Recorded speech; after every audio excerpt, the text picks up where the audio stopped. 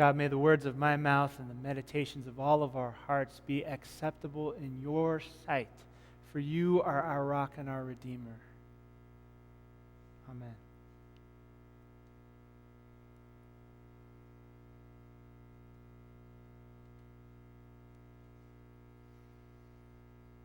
I'm going to invite you to imagine some things with me.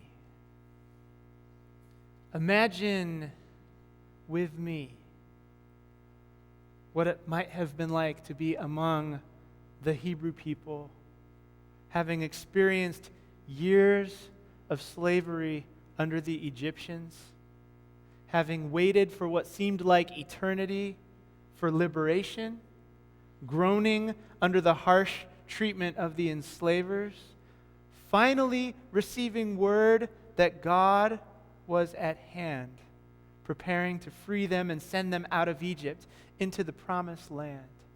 Imagine these people gathering up their belongings, gathering up their loved ones, gathering up their animals, whatever food they could pack. Imagine the things they were not able to bring along, their homes, their places of significance. Maybe for a few of them, even some secret friendships with the Egyptians. Imagine them standing at the water's edge, trouble closing in behind from the form of the Egyptian army, no escape in front with the Red Sea, and about to be driven into the sea by the militarily superior army behind them. Imagine them then watching Moses raise his staff above the water, causing the waters to part. Then imagine those first bewildering steps, perhaps picking up some energy, perhaps picking up some speed as they began to believe that they would make it safely to the other side. Imagine how they would feel watching the waters close once more behind them, ensuring their safety from the Egyptian army.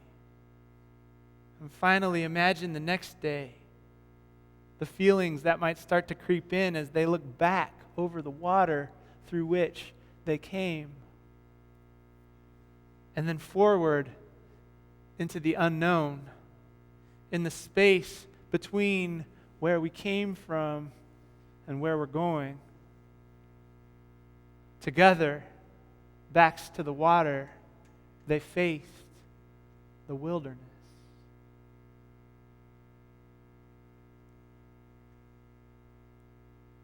Now please imagine something else with me for a moment. Jesus, a Galilean, about 30 years old, before he became known to the masses, went to find his cousin, John, who was baptizing people in the Jordan River. Imagine all the onlookers as they heard John proclaim that while he baptizes with water, another is coming who will baptize them all with the Holy Spirit. Imagine Jesus entering this scene, wading out into the water, surprising John with the request to be baptized himself. Imagine John's protests and Jesus' insistence. And later that day, imagine all those that were baptized gathered in prayer right at the water's edge, when suddenly the heavens opened up and something like a dove came down upon Jesus and shone on him with the full glory of heaven. Imagine being part of the crowd witnessing this and then hearing a voice saying, "You are my son, the beloved, with whom I am well pleased." And now imagine Jesus, full of this Holy Spirit, immediately setting out from the water's edge and going into the wilderness for 40 days to fast and pray and even be tempted by the devil as holy preparation for the ultimate struggle that would lie before him. Imagine how he might have felt at the water's edge, on fire for God, looking out into the wilderness, perceiving great risks and challenges in the call that lay before him. Imagine Jesus barely having begun his ministry. Water behind him, an unknown path before him. Imagine Jesus facing his wilderness. Now, for those of us in the Judeo-Christian tradition, wilderness is a powerful, literal, and metaphorical place. There are over 300 references to wilderness in the Bible across both the Older and Newer Testaments. There's two primary words for this. In the Older Testament, there's one Hebrew word, and in the Newer Testament, there's one Greek word. Do I have any word nerds here today? You guys are like shaking your heads, thank you. Andrea. Like I've already talked to you, I think, about this thing. But so for the rest, sorry for the rest of you, because this is kind of important. Wilderness, in the Hebrew word for wilderness is midbar. Okay, midbar. And it means pasture or uninhibited land. Uninhabited land, sorry, not uninhibited land. I don't know what that would be. The wilderness. It's looking kind of exciting all of a sudden. Okay, the uninhabited land. Uninhabited land. What a difference an A makes. Okay, wilderness, pasture, uninhabited land. It also refers to the area outside of the safety of the cities. And the immediate surrounding areas might be the wilderness, where it's more dangerous to be because there's not people around, or maybe because there's like bandits or dangerous folks around, or animals just roving, lions, whatever. So that's one meaning from Hebrew. The second meaning is really interesting to me, and it means mouth. As in speech, or the part that speaks, the mouth. So we've got the wilderness, or we've got mouth. Okay, and then Greek, the word is eremos, which basically means the first definition. It means the wilderness, the pasture, the uninhabited land. Okay, but we have all of these stories of the wilderness, and you probably have heard some of these references. I've given you a couple already. The Israelites, after they come out through the Red Sea in their liberation from the Egyptians. If you were here last week, you heard Jamie preach about the Red Sea experience, the Israelites coming through the Red Sea and then heading into the wilderness where they would wander for how long? 40 years. 40 years, a generation, and that's kind of a way of saying a long, long time. Too long, probably, for them. But we have this 40-year period where the Israelites are wandering, trying to find their way to the promised land. And last week was the start of a focus for us that will continue for the next several weeks, lessons from the wilderness. Because there's these great passages, these great stories about what the Israelites encounter while they're out wandering around and how they have to deal with some of the challenges that they face while they're wandering around. So we're going to look at those in the weeks ahead. For today, I want us to get clear on what wilderness is, both scripturally, but also for ourselves personally. So we've got the Israelites and their wilderness that they wandered through in order to get to the ultimate promised land. We also have the wilderness as the place where God, through which we have to go to get to God. And if you remember our scripture from all of December and Advent, you comfort, oh comfort my people, in the wilderness prepare a way, right? So it's go in the wilderness, go out there and then make the way so that we can get from where we are to where God is, or so that God can get from where God is to us. It's like this place through which we must traverse in order to be able to be in right alignment with God. Okay? And then there's Jesus and his experiences being tempted and fasting and praying in the wilderness, and how he was driven by the Holy Spirit into the wilderness to fast and to pray and to experience the temptation from the devil in that kind of weakened, fasty, prayy place that he was in. The wilderness is the place where challenges were experienced, where there was danger of animals, there was spiritual danger as well. But then you have that connection to the word mouth, the word voice. And if you look at the Hebrew letters for the Hebrew word midbar, it's based on the root word that means word, as in the Word, as in the Word made flesh. There is an inherent connection in the word itself that the writers use to connect the concept of wilderness to the concept of God speaking. Okay? Don't miss that. There's a connection between the encounter of wilderness and the word that comes from God to us. Wilderness is a really powerful metaphor. It's a place. It's a referred to place in the text, but it's also a metaphor about going out and experiencing challenges. Wilderness. It's wild here. And there is something promising about how we can encounter God, but it's not clear here. It's wilderness. It's not obvious where God is because of the danger. It's unclear here. God is unseen here. The Israelites, backs to the water, had to face their wilderness. Jesus, coming out of the waters of baptism, had to face his wilderness. And we have plenty of wilderness of our own, don't we?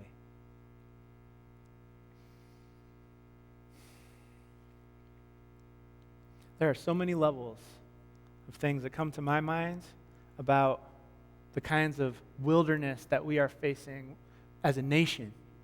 We're facing wilderness regarding our leadership and who that's going to be and what direction are they going to take us through the wilderness. Are we going to be in like a proto-fascist, white supremacist return or something other than that? Please, Jesus. We're facing some wilderness on weekends like this one, where we have lots of pageantry and memorial around Reverend Dr. Martin Luther King Jr. But there's a tendency to look back on his legacy as if having been completed some 40 years ago,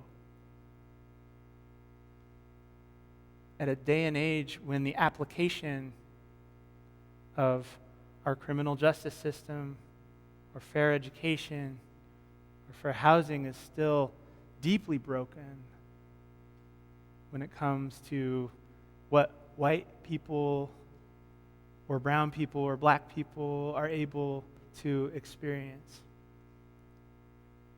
We have wilderness as a nation. We have some wilderness as a church community right now. Beyond even the poignant grief that is touching us today. We are part of a denomination that has been in the grief of decline since literally its first year of inception. We were founded in 1957, had a banner year. 1958 gained members from 57 to 58, and we've been in decline ever since. But not just us, but Christian groups all over the world are experiencing that kind of a decline. And in the face of this decline come all of these questions. What are we doing wrong?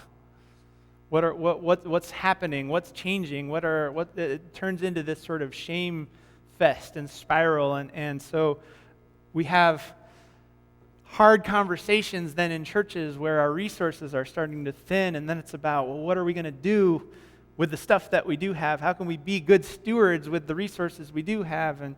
And some churches do some really creative things, and you end up in this strange hybrid where there's a lot of sadness about the kinds of decline or about the changes that we're experiencing, like the way this church used to be big and booming in the 50s and today is but a fraction of its size in terms of worship attendance, while simultaneously having vibrancy and numbers of people joining. This service wasn't even in existence 5 years ago, and most of you here were not coming either, and we've had vitality and growth here at a way that is literally unprecedented in any other UCC church in Michigan, okay? So we've got this weird duality of like vitality and growth inside of this larger story of like we're changing and it's terrible and we're running out of money. It's like a very weird combination of things, right? It's wilderness. It's kind of wild, and God's face is kind of hard to perceive sometimes through that.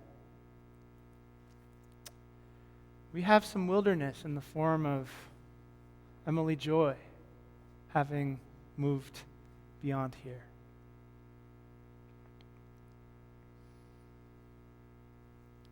Before I even arrived, Emily Joy had a vision of the kind of church community that she would help come to grow. She and I and several others over the years have evolved and grown this place. And now she's no longer here. And there is some tremendous grief about that in your pastoral staff, I can say with certainty. I know many of you have voiced the impact of her transitioning away upon you. I believe so strongly in the foundation of what we have and the potential for it to continue on because of the love in this space and the way we hold each other. And it's not going to be the same. We're facing some wilderness. We've come through some water that we can only look back at and see where we've been without being able to go back to where we were. We have some wilderness in front of us. And I've got some personal wilderness as well. I have some wilderness in my family in terms of how some of my folks back in California are doing. I've told you before on Facebook anyway about ask for prayers for my sister who's experiencing some real health and depression issues. And I'm also at this wilderness of, what's my role going to look like after Emily Joy? What's this year for me going to look like? I have big questions, and I don't have clear answers to these questions. I have wilderness in front of me, and it's wild, and it's hard to see the clear thing from God through that wilderness.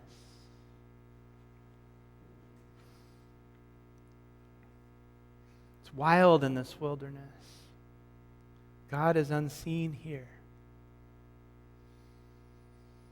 Then we have this scripture that has been so resonant at FCC this week.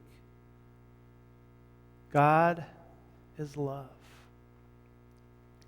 And there's this one piece in verse 12. No one has ever seen God.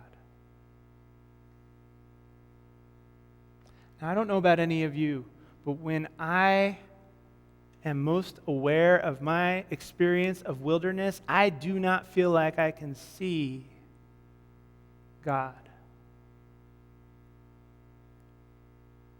And yet, right here in the middle of this amazing passage about how God is love and God is all of these good things, we have no one has ever seen God.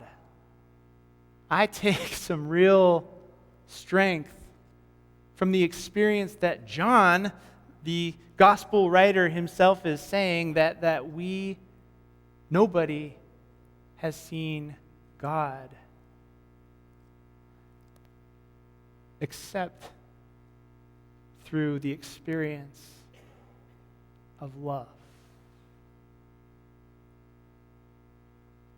So as I'm standing with my back to the water, facing the wilderness, and I don't know where God is, John would have me know that God becomes visible and present in the experience of love.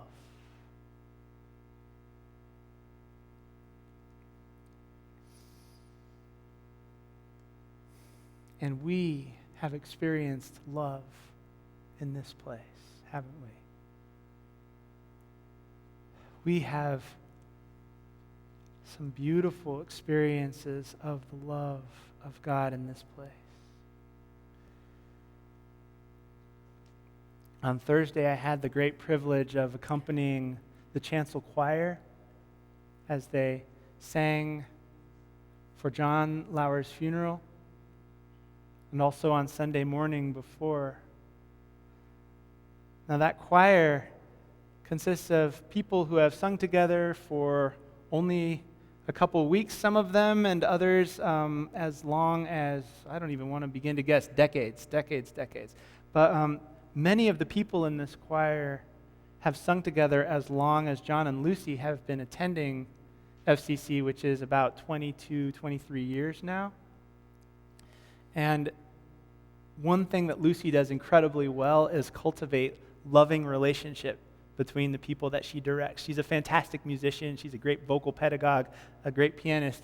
But when she's directing, she cultivates this love between the people. Who was here last week on Thursday or on Sunday? Did you? And if you've ever seen the choir sing, there's a magnetic, loving energy that they have. Pay attention to this next time. But I want to tell you that Lucy has a very specific thing to do with that, how she leads the group, how she cultivates that. And one of the things she does with the choir is bring the choir around to sing for people who are in need, who are, in some cases, who are about to die. And in other cases, kind of impromptu caroling things. I mean, but it's choir as like pastoral care small group ministry that goes out from here and goes to the bedside of Alan Harmon, right? There's this connective love that the choir just embodies because of what Lucy has brought to them.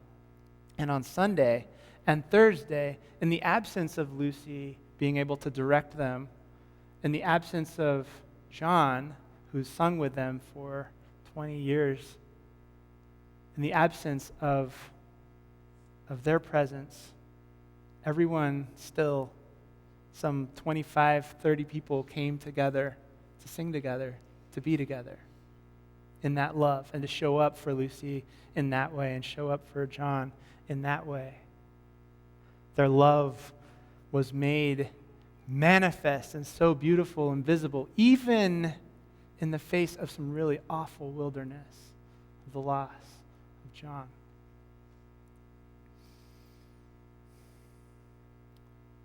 So I want to pose two questions for you to hold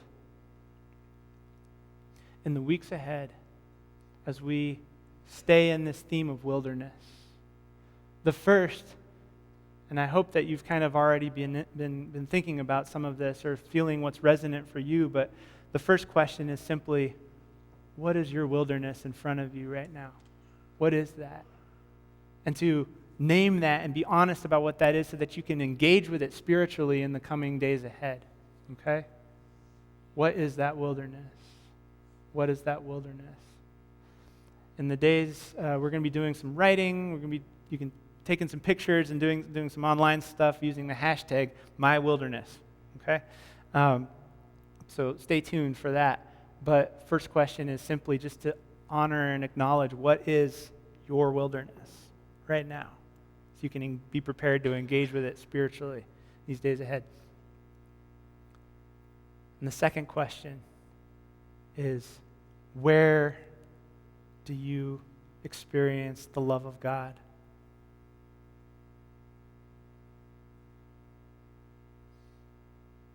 And if your wilderness looks vast and thorny and impenetrable,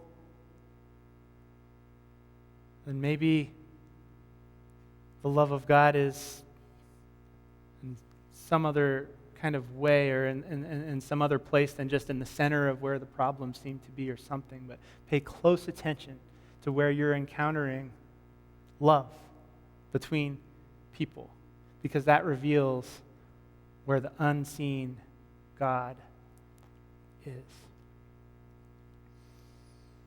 It's wild in the wilderness. God is unseen in the wilderness, but no one can see God except through acts of love. The way that we love each other, the way that we experience the love of others. Amen.